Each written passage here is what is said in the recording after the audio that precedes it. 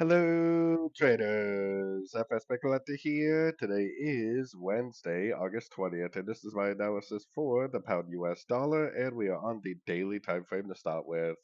So on the daily, we definitely did engulf down. So there's a pretty good chance this whole wave up here is complete.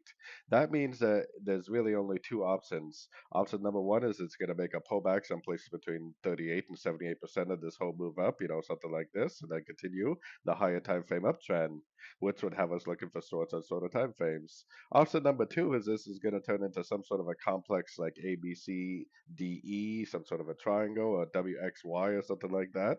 If that's the case, then this could keep on reversing down and take out this previous low. So either of those options would have us looking for sorts on sort of time frames. Going down to the 1 hour time frame, we are starting to get a little bit of a breakup. So now we probably can put our Fibonacci retracement on here.